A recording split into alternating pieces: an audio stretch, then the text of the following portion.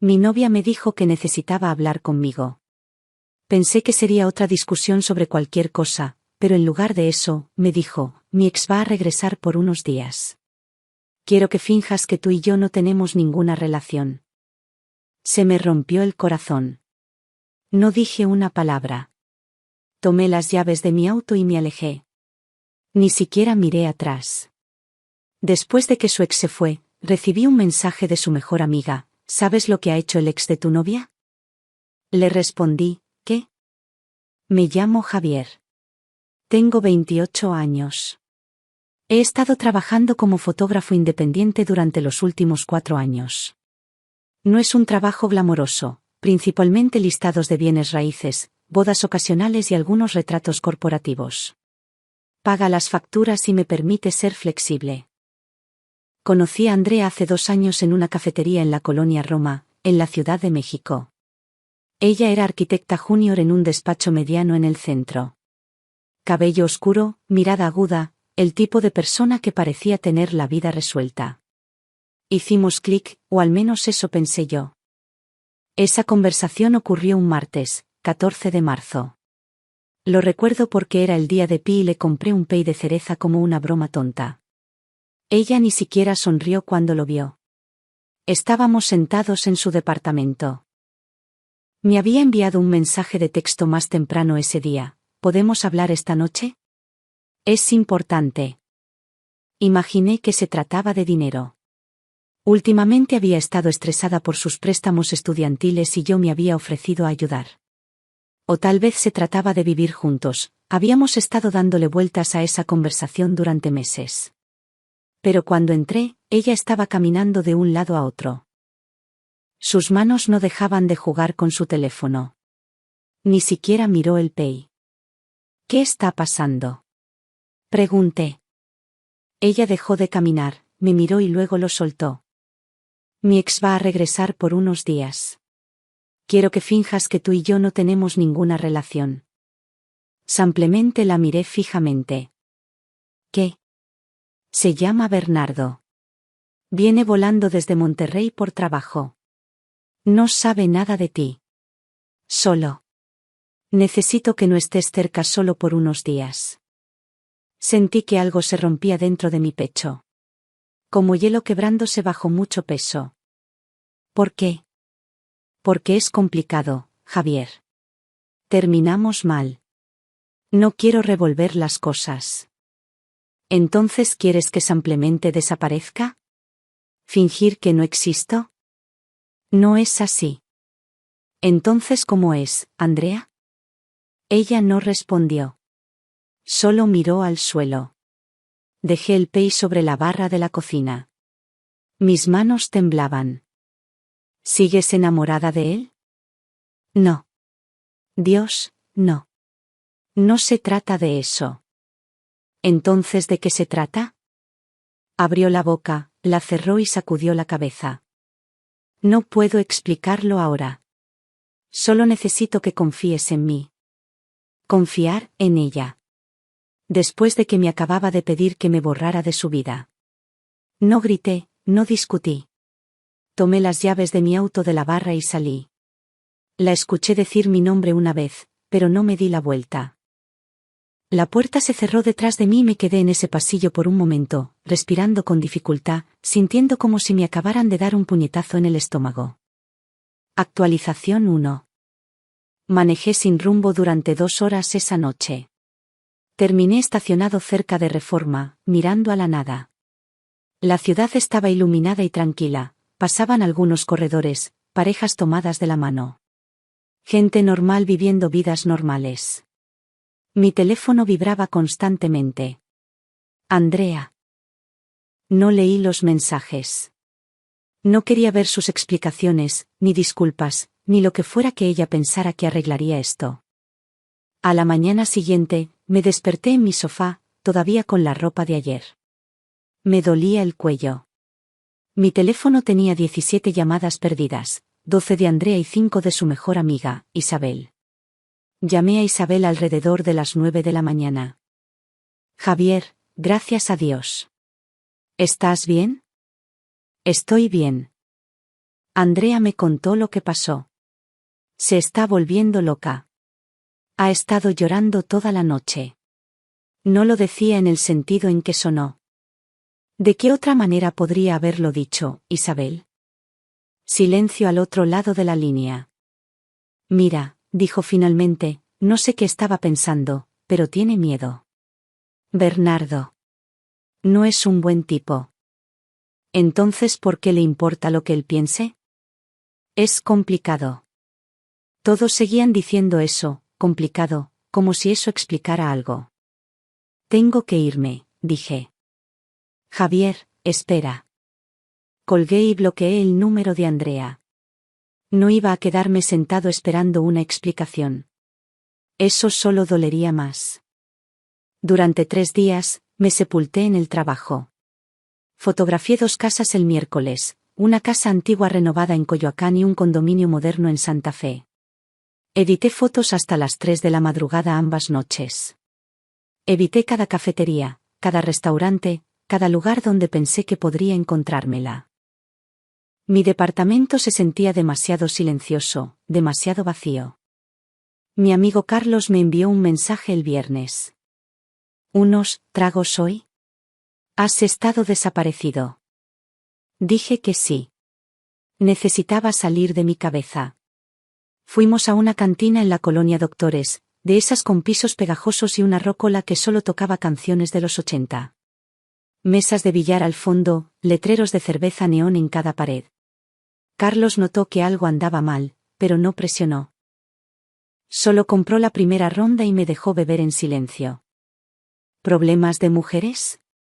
Preguntó después de mi segunda cerveza. Algo así. ¿Quieres hablar de eso? No realmente. Asintió y acomodó las bolas de billar. Jugamos 3 partidas. Perdí todas. No podía concentrarme. Alrededor de las 10 de la noche, mi teléfono vibró. Número desconocido. Casi no contesto. Hola, Javier. Era Isabel. Te dije que estoy bien. Cállate y escucha. ¿Sabes lo que ha hecho el ex de tu novia? Hice una pausa. Dejé mi cerveza en el borde de la mesa de billar. ¿Qué? La ha estado amenazando durante meses. Andrea sacó un préstamo a nombre de él cuando estaban juntos. 400,000 pesos. Lo usó para pagar algunas de sus propias deudas. Él se enteró después de que terminaron. La ha estado acosando desde entonces. Mensajes, llamadas, apareciendo en su trabajo. Le dijo que si no le pagaba, arruinaría su carrera. Esparciría mentiras en su despacho. Haría que la despidieran, o tal vez algo peor. Se me cayó el estómago. El ruido del bar a mi alrededor, las risas, el choque de vasos, la rócola, todo se desvaneció en estática de fondo. ¿Por qué no me lo dijo? Porque está avergonzada, Javier, y aterrorizada.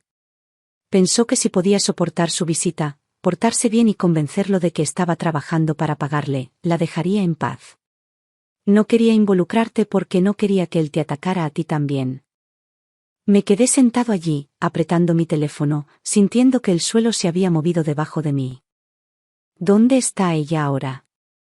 En su departamento, con él. Colgué, agarré mi chamarra del respaldo de mi silla. Carlos me miró. ¿Todo bien? Tengo que irme. ¿Necesitas refuerzos? No, te llamo luego. Salí por la puerta antes de que pudiera responder. Actualización 2. Conduje hasta la casa de Andrea.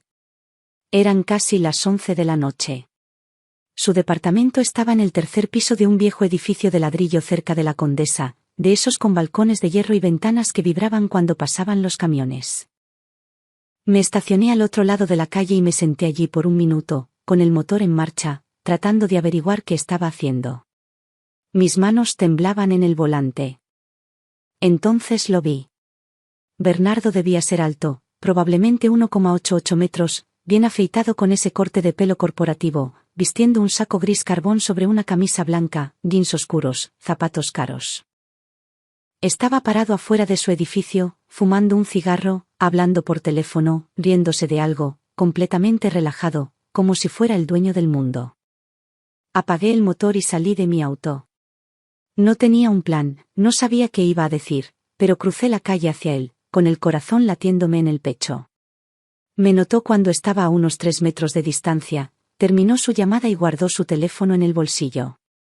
¿Te puedo ayudar?, preguntó. Su voz era suave, segura, el tipo de voz acostumbrada a obtener lo que quiere. ¿Eres Bernardo? Entrecerró los ojos y le dio una calada a su cigarro. ¿Quién pregunta? Soy Javier, el novio de Andrea. Sonrió. Realmente sonrió como si acabara de contarle un chiste. Ah, claro. El fotógrafo.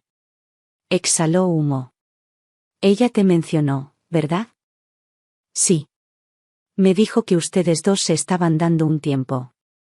Supongo que no quería que las cosas fueran incómodas mientras estabas en la ciudad. Sentí mis puños cerrarse a mis costados. Sentí el calor subiendo por mi cuello. Ella no se está dando ningún tiempo y tú necesitas dejarla en paz. Se rió. Un sonido corto y agudo. Dejarla en paz. Ella es la que me robó, amigo. 400.000 pesos. Sabes sobre eso, ¿verdad? Sé que la has estado acosando. ¿Acosando? Dio un paso más cerca. Podía oler su colonia. Algo caro y empalagoso. Estoy cobrando lo que se me debe. Ella firmó los documentos del préstamo. Falsificó mi firma en los papeles de inversión. Eso es fraude. Robo de identidad. Podría hacer que la arrestaran, que la procesaran, pero estoy siendo amable. Dándole la oportunidad de arreglarlo. Amenazándola. Dándole opciones. Tiró su cigarro a la banqueta y lo aplastó con su zapato. Mira, no tengo ningún problema contigo. Pareces un tipo decente, pero esto es entre Andrea y yo. Negocios. Así que, ¿por qué no te vas a casa? Relájate y deja que los adultos manejen esto. No me moví. Solo me quedé allí mirándolo fijamente. Él suspiró. Como quieras. De todos modos ya terminé aquí afuera. Hace frío. Se dio la vuelta y caminó de regreso al edificio, abrió la puerta y desapareció en el vestíbulo. Me quedé allí por un momento, respirando fuerte, temblando. Luego lo seguí adentro. El vestíbulo era pequeño. Buzones en una pared, una escalera estrecha en la otra. Podía escuchar sus pasos resonando arriba mientras subía las escaleras. Para cuando llegué a la puerta de Andrea en el 3er piso, ya estaba abierta. Podía escuchar voces adentro. La de Bernardo y la de Andrea. Te dije que estoy trabajando en ello. Trabajando en ello no es suficiente.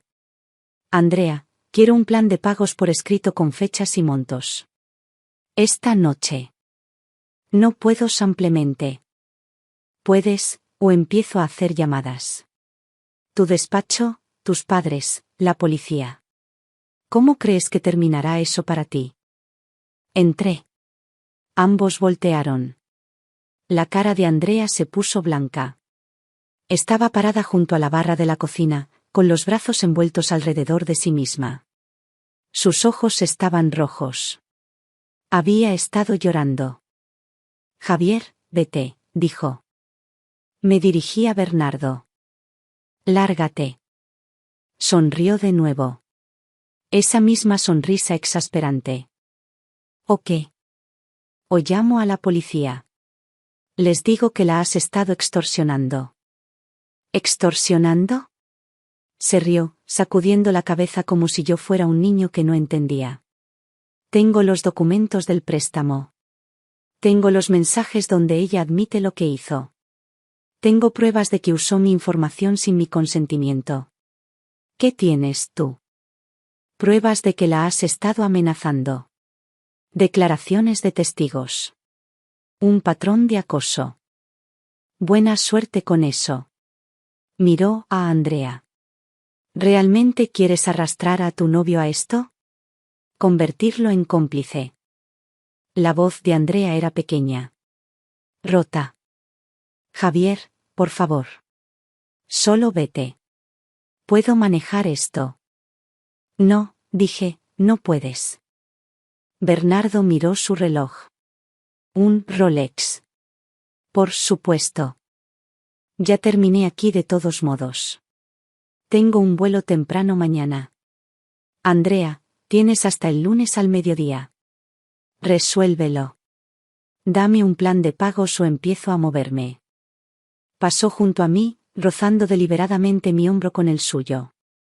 Escuché la puerta cerrarse detrás de él. El clic de la cerradura. Andrea se quedó allí parada, con lágrimas corriendo por su cara ahora. Todo su cuerpo temblaba. ¿Por qué no me lo dijiste? Pregunté en voz baja. Porque estaba avergonzada. Porque no quería que me vieras así. Débil, estúpida, rota. Yo no hubiera pensado eso. Sí, lo hubieras hecho. Se limpió los ojos con el dorso de la mano. Todos lo hacen. Cometí un error. Un error enorme y terrible, y ahora lo estoy pagando. No quería arrastrarte a esto. No quería que él supiera de ti, que te usara en mi contra. Así que me alejaste en su lugar. Ella asintió, colapsó en su sofá y puso su cara entre sus manos. Me senté a su lado. El sofá crujió bajo nuestro peso. ¿Cuánto le debes realmente? 400,000. Ese era el préstamo original, pero le ha agregado intereses, multas. Dice que le debo 600,000 ahora, tal vez más. Dios, Andrea. Lo sé. Nos sentamos en silencio durante mucho tiempo. Podía escuchar a los vecinos de arriba caminando. Un perro ladrando en algún lugar del pasillo. Cuéntamelo todo, dije. Desde el principio. Actualización 3. Andrea me contó toda la historia esa noche. Nos sentamos en su sofá hasta las 3 de la madrugada mientras explicaba todo. Ella y Bernardo habían salido durante 2 años, se conocieron en la universidad. Él estaba en finanzas, ya escalando la escalera corporativa para cuando se graduaron. Ella apenas comenzaba su carrera de arquitectura. Él era carismático, ambicioso, la hacía sentir que podían construir algo juntos. Un año después de iniciar su relación, le propuso una oportunidad de inversión. Un proyecto de desarrollo inmobiliario en Guadalajara. Necesitaba capital rápido. Su dinero estaba atado en otras inversiones. Si ella podía sacar un préstamo, solo temporalmente, ambos serían dueños. Lo pagarían juntos en 1 año. Duplicarían su dinero. Ella dudaba, pero él fue persuasivo. Le mostró proyecciones. Los documentos hacían que pareciera infalible. Ella firmó los papeles del préstamo, 400,000 pesos. Lo puso en una cuenta conjunta que habían abierto. 3 meses después, la inversión se cayó, o eso dijo él. El dinero había desaparecido. Le dijo que fue mala suerte. Que estas cosas pasaban. Que lo resolverían. Luego rompió con ella. Dijo que necesitaba espacio. Que necesitaba concentrarse en su carrera. Se mudó a Monterrey por un nuevo trabajo. Andrea se quedó con la deuda.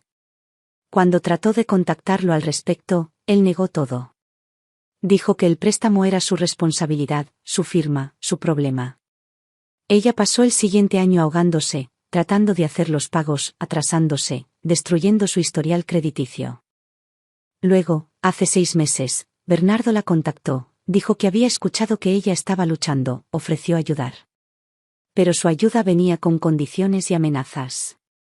Tenía copias de todo, los documentos del préstamo, los papeles de inversión, mensajes de texto donde ella le agradecía por la oportunidad. Podía hacerla parecer una criminal si quisiera, arruinar su carrera, su reputación. Así que ella le había estado pagando pequeñas cantidades, lo que podía permitirse, pero nunca era suficiente. ¿Por qué no fuiste a la policía? Pregunté. Porque tenía miedo. Él tiene abogados, dinero, conexiones. Y yo firmé esos papeles. Parezco culpable. No eres culpable. Él te manipuló. Intenta probar eso. Durante la siguiente semana, hice algo que probablemente no debería haber hecho. Empecé a indagar en la vida de Bernardo. Encontré su LinkedIn. Analista financiero senior en una firma de inversión mediana en Monterrey. Muchas conexiones, recomendaciones, un perfil corporativo perfecto. Encontré sus redes sociales, Instagram lleno de fotos de vacaciones, restaurantes caros, campos de golf. Un estilo de vida financiado, ¿por qué? Me pregunté. Y luego encontré algo interesante. Una publicación en Reddit de hace 2 años escrita por alguien con el nombre de usuario regia-gel-88 publicada en un subreddit de consejos legales. La historia era familiar. Demasiado familiar. Una mujer preguntando si podía presentar cargos contra su exnovio por coacción financiera. Describía cómo él la había convencido de sacar préstamos a su nombre para una inversión comercial. Cómo prometió pagarlos juntos. Cómo desapareció después de que la inversión falló. La dejó con 600,000 pesos en deuda. Los comentarios eran comprensivos pero no útiles. La mayoría decía que era un asunto civil, difícil de probar la coacción. Necesitaría documentación, pruebas de promesas. La publicación había sido eliminada, pero la encontré a través del caché de Google. Hice captura de pantalla de todo y se lo envié a Isabel. ¿Te suena a alguien que conoces? Me llamó 20 minutos después. Oh, por Dios, esa es Andrea. Recuerdo cuando pasó esto. Ella publicó eso después de que Bernardo la contactó por primera vez, pero él encontró la publicación de alguna manera y la amenazó. Ella la borró y nunca volvió a hablar de ello. Entonces, ha hecho esto antes. Eso es lo que parece. Seguí indagando, verifiqué la línea de tiempo, encontré registros públicos, expedientes judiciales. Otras 2 mujeres en Monterrey habían presentado demandas menores contra Bernardo por fraude de préstamos. Ambos casos fueron desestimados. Insuficiencia de pruebas. Pero el patrón estaba ahí. Le envié todo a Isabel, le pedí que se lo mostrara a Andrea. Andrea no quería verme al principio cuando intenté contactarla. Estaba avergonzada de que yo supiera todo. Pero me presenté en su oficina un jueves por la tarde de todos modos. Esperé afuera en la banqueta hasta que salió del trabajo a las 5:30. Javier, ¿qué haces aquí? Sé lo que realmente pasó con el préstamo, con Bernardo. Su rostro se desmoronó. Miró a su alrededor como si temiera que alguien pudiera escucharnos. Aquí no. Caminamos hacia el Parque México, a 2 cuadras de distancia, encontramos una banca bajo un árbol. La tarde estaba fresca. La gente paseaba perros, empujaba carriolas. Le mostré todo lo que había encontrado. La publicación de Reddit, los expedientes judiciales, las otras mujeres. Te manipuló, dije. Esto no es tu culpa. Es un depredador. Ha hecho esto antes. Es mi culpa. Firmé los papeles. Confié en él cuando no debería haberlo hecho. Bajo presión. Esa es una defensa legal, Andrea. Coacción. Fraude. Ella sacudió la cabeza, se limpió los ojos. No importa. Tiene los documentos, las firmas. No puedo probar que me coaccionó. Es su palabra contra la mía. Tal vez puedas. Esa publicación de Reddit, tus mensajes de entonces, cualquier cosa que te haya enviado prometiendo pagarlo. Borré todo. Estaba tan avergonzada. Quería olvidar que todo sucedió. Tomé su mano. Sus dedos estaban fríos. Entonces encontraremos otra manera. Hablaremos con esas otras mujeres. Construiremos un patrón. Conseguiremos un abogado. Ella me miró. Realmente me miró. ¿Por qué me estás ayudando? Te alejé. Te lastimé. ¿Por qué te amo? ¿Y por qué no te mereces esto? Nadie se lo merece. Ella se quebró entonces, llorando completamente en mi hombro mientras la gente pasaba junto a nosotros en el parque. Actualización final. Tomó 2 meses, pero armamos un caso. Isabel nos ayudó a rastrear viejos mensajes de texto que Andrea no había borrado por completo, unos respaldados en su nube que había olvidado. Mensajes donde Bernardo había prometido encargarse de los pagos del préstamo, pruebas de que se había listado a sí mismo como el prestatario principal en los documentos de inversión. También encontramos a otras 3 mujeres a través de búsquedas en línea y registros públicos. Mujeres a las que Bernardo les había hecho lo mismo. Una en Monterrey, una en Guadalajara y una en Querétaro. Todas tenían historias similares. Préstamos sacados a su nombre para oportunidades de inversión, promesas rotas, amenazas hechas cuando pedían su dinero de vuelta. Una de ellas, una mujer llamada Catalina de Guadalajara, accedió a hablar con nosotros. Había perdido 300,000 pesos. Pasó años pagando deudas. Su crédito estaba arruinado. Había estado demasiado asustada para defenderse. Me dijo que me demandaría por difamación si decía algo, explicó en una videollamada. Dijo que tenía abogados que me destruirían. Contactamos a una abogada, una mujer llamada Graciela Chávez, que se especializaba en abuso financiero y casos de coacción.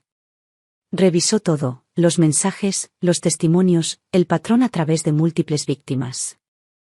Esto es bueno, dijo. Esto es muy bueno. Podemos presentar una demanda civil. Tal vez incluso interesar al Ministerio Público. En mayo, presentamos la demanda. Bernardo intentó llegar a un acuerdo de inmediato. Se comunicó a través de su propio abogado con una oferta. Retiraría todos los reclamos contra Andrea si ella retiraba el caso. Fingir que nada de esto sucedió. Dijimos que no. El caso comenzó a salir en las noticias locales en junio. Mujeres locales luchan contra presunto fraude de préstamos. Una de las estaciones de la Ciudad de México retomó la nota, luego otra. Catalina hizo pública su historia. Las redes sociales explotaron. La compañía de Bernardo inició una investigación interna. Para julio, lo habían puesto en licencia administrativa.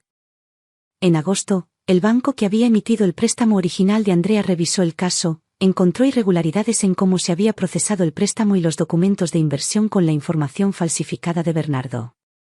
Perdonaron la deuda restante de Andrea, la dieron por perdida. Bernardo intentó contrademandar por difamación. Su abogado presentó una moción. No llegó a nada. Demasiada evidencia en su contra. Para septiembre, su compañía lo había despedido. Lo último que escuché fue que se mudó de regreso a Toluca, trabajando en algún puesto de analista de nivel de entrada. Su LinkedIn había desaparecido. Sus redes sociales, eliminadas. El caso civil se resolvió en octubre. Bernardo acordó pagar restitución a las 3 mujeres. Retirar todos los reclamos. Firmó una declaración admitiendo la coacción financiera. Andrea recuperó su dinero. También Catalina. También la mujer de Querétaro. Han pasado 6 meses desde esa noche que salí del departamento de Andrea. 6 meses desde que pensé que todo había terminado. Ella y yo seguimos juntos. Nos mudamos juntos el mes pasado. Encontramos un pequeño departamento de 2 habitaciones en Coyoacán con buena luz natural. Perfecto para mi estudio de fotografía y cerca de su trabajo. Ella está viendo a un terapeuta ahora, 2 veces por semana. Trabajando el trauma, la vergüenza, el miedo. Algunos días son más difíciles que otros. Algunos días se despierta ansiosa, convencida de que algo malo está a punto de suceder. Pero está sanando. Bernardo le envió un correo electrónico la semana pasada. Solo una línea: arruinaste mi vida. Ella me lo mostró. Lo leímos juntos. Luego lo borró. Bloqueó su dirección de correo. No respondió. Él arruinó su propia vida, dijo. Todavía pienso en esa noche a veces. El momento en que me pidió que desapareciera, cuánto dolió, qué tan traicionado me sentí, lo cerca que estuve de irme para siempre. Una parte de mí se pregunta qué habría pasado si lo hubiera hecho, si simplemente hubiera bloqueado su número y seguido adelante, encontrado a alguien más, alguien sin equipaje, o secretos, o exnovios peligrosos. Pero no lo hice. Y me alegro. Porque a veces las personas que amamos cometen errores. A veces tienen miedo. A veces nos alejan porque están tratando de protegernos. Y a veces, la única manera de avanzar es luchar juntos. Edición 1. Algunas personas han preguntado si Bernardo enfrentó cargos penales. La fiscalía revisó el caso, pero finalmente decidió que no había suficiente evidencia para perseguir cargos de fraude, más allá de toda duda razonable. La prescripción del delito en algunos de los incidentes también había pasado. Sin embargo, la demanda civil fue suficiente para destruir su reputación y carrera. A veces eso tiene que ser suficiente. Edición 2. Andrea terminó de pagar su deuda restante el mes pasado, la parte que no fue perdonada por el banco. Lo celebramos con comida tailandesa para llevar y una botella de vino barato. Nos sentamos en nuestro nuevo sofá en nuestro nuevo departamento y simplemente respiramos. Se sintió como cerrar un capítulo y comenzar uno nuevo. Edición 3. A todos los que me han enviado mensajes con historias similares, lamento que hayan pasado por eso. No están solas. No es su culpa. Hay recursos allá afuera. Abogados que se especializan en abuso financiero, grupos de apoyo, personas que les creerán. No se rindan.